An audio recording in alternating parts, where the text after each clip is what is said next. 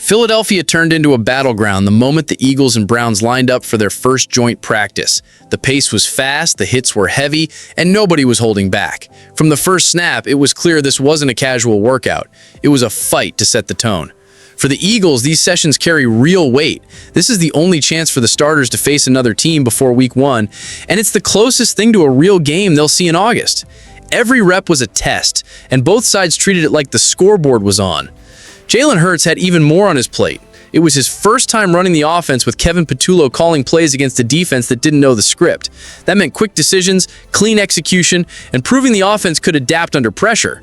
The Browns brought speed, disguised coverages, and constant pressure. Exactly the kind of challenge that exposes strengths and weaknesses. It wasn't perfect, but the urgency and intensity showed this team is gearing up for something bigger. And just as the dust started to settle, one Hall of Fame quarterback stepped in with comments about Hurts that made the headlines write themselves. When Peyton Manning talks football, people listen, and his recent take on Jalen Hurts left no room for doubt. The Hall of Fame quarterback spoke with clear respect, pointing out that Hurts isn't just an athlete who can run and throw, but a student of the game who puts in the work others don't see. Manning noted Hurts' constant questions, attention to detail, and focus on improving his mental approach as much as his physical skills. It's rare for a player in today's game to earn that kind of praise from one of the sport's greatest minds.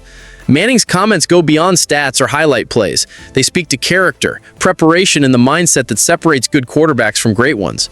Coming from a man who built his career on precision and study, the recognition carries serious credibility. That message hits differently inside the Eagles locker room. When a player of Manning's stature calls out your quarterback as someone to watch, it validates the work being done behind closed doors. It also strengthens Hurts' position as a leader, making it clear he's not just respected in Philadelphia, but across the league. It also draws a sharp line between voices worth listening to and those that thrive on doubt. While some media personalities keep questioning Hurts' ceiling, the men who have been there, who've won at the highest level, see him as a rising force. That's a much stronger endorsement than any TV hot take. And while Hurts isn't one to get caught up in outside noise, there's no question recognition like this can fuel a team. The same hunger Manning saw in Hurts is the energy driving several young players on the Eagles' defense, guys looking to make their own names in the NFL spotlight. Ty Robinson came into camp knowing nothing would be handed to him. As a rookie defensive tackle, he's facing a steep climb to earn meaningful snaps, and every practice rep is a chance to prove he belongs. Against the Browns, his effort showed, not in flashy plays, but in the small physical battles at the line of scrimmage. Holding ground, shedding blocks, and working to plug running lanes are the kind of things that quietly earn trust from coaches. Robinson has been open about the areas he's trying to improve. Handling double teams, staying balanced, and avoiding being driven back are at the top of his list. He's using each session to work on those details, knowing consistency is what will keep him on the field when the season starts. That kind of self-awareness is valuable for a young player still adjusting to NFL speed. His progress has been steady. Early in camp, Robinson was learning on the fly and sometimes getting pushed off his spot. Now the technique work is paying off and he's starting to stand his ground more often. Those steps forward may not make highlight reels, but they matter as much as sacks when it comes to keeping a defense solid. The coaching staff sees him as a key part of the depth chart, especially as the fourth man in the defensive tackle rotation. That role means he'll be counted on when starters need a break, and it requires someone dependable against both the run and pass. Robinson's willingness to put in the work rather than rely on early praise shows he's aiming for the long game. And while he's making quiet gains in the middle, it was another member of the defensive front who stole the spotlight against Cleveland, an edge rusher who turned in the kind of day that can shift a whole depth chart conversation. Azeez Ojulari wasted no time making his presence felt against the Browns. Early in the session, he burst off the edge and got to the quarterback for a clean sack, setting the tone for the day. Not long after, he disrupted a run play against the Cleveland starting offense, showing he could make an impact in multiple phases. For a player who had been relatively quiet in camp so far, this was the kind of performance that stands out to both teammates and coaches. Azeez's energy and execution were impossible to miss. He wasn't just winning with speed, he was using a mix of moves and smart positioning to beat blockers. That combination makes him a dangerous option in the rotation and gives the Eagles another proven weapon on the edge. For a defense built on depth and versatility, having another pass rusher capable of changing a play is a major advantage. Beyond his own production, Azeez has taken on a role as a mentor. Second-year edge rusher Jix Hunt credits him with helping refine his pass rush approach and teaching him how to stay comfortable under pressure. That kind of guidance is valuable, especially for a young player who's still adjusting to the demands of the league.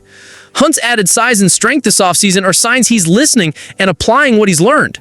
For the Eagles, this mix of veteran skill and rising talent is exactly what they need to keep their pass rush fresh deep into games.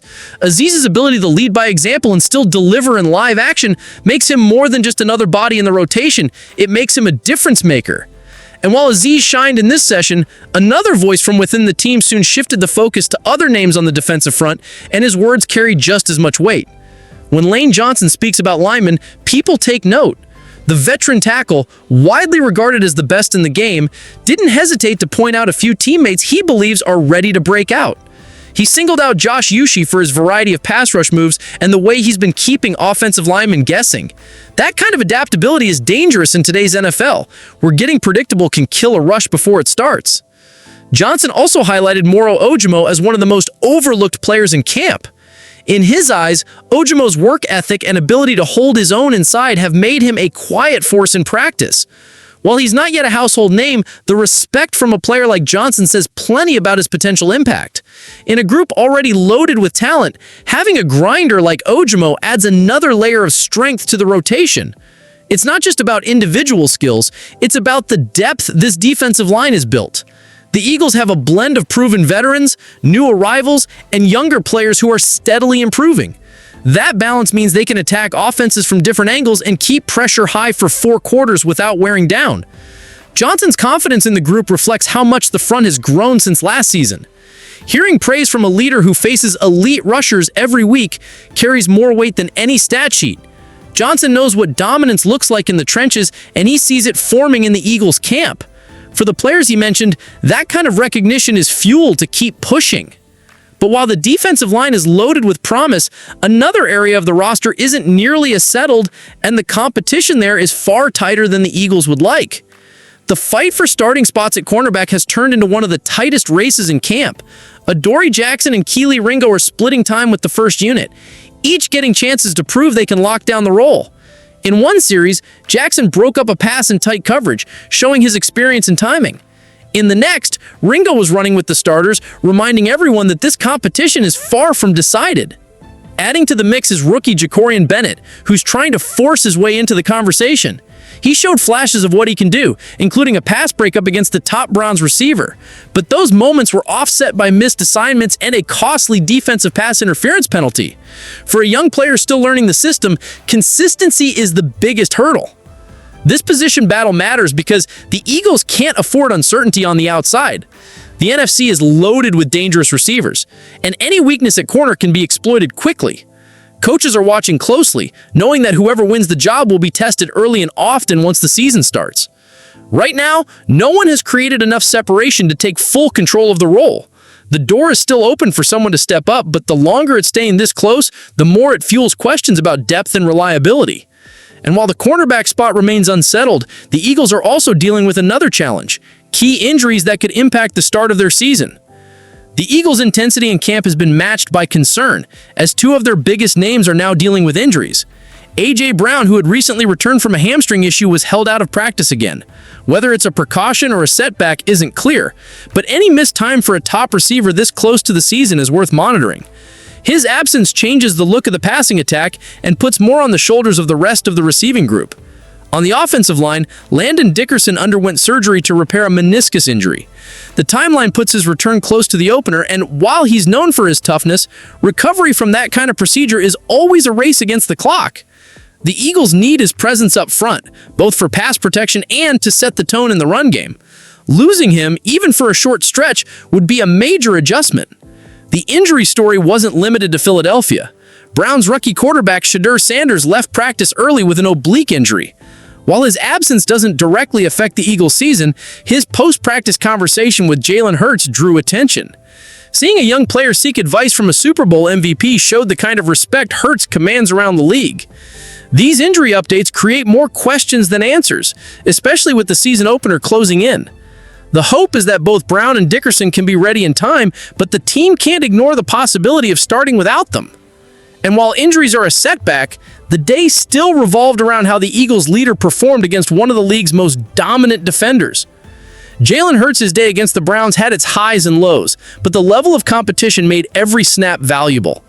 Early on, the Browns defense gave him trouble, forcing quick decisions and closing throwing lanes. A costly interception in the opening series was a reminder that even top quarterbacks can get caught by an unfamiliar look. But Hurts didn't fold. He regrouped and delivered 2 touchdown drives later in the session, finding E.J. Dillon and Devonta Smith in the red zone. The highlight and toughest challenge came from lining up against Myles Garrett. The all-pro edge rusher was a constant presence in the backfield, beating blocks and disrupting plays. Garrett's speed and power pushed the Eagles' offensive line to its limit and forced Hurts to adjust his timing. Even Lane Johnson, usually the most reliable wall on the edge, had to battle every snap to keep Garrett contained. Despite the pressure, Hurts managed to create positive plays, using quick passes and trusting his receivers to win contested catches. One of the biggest moments came when he connected with Johnny Wilson downfield, winning a jump ball situation.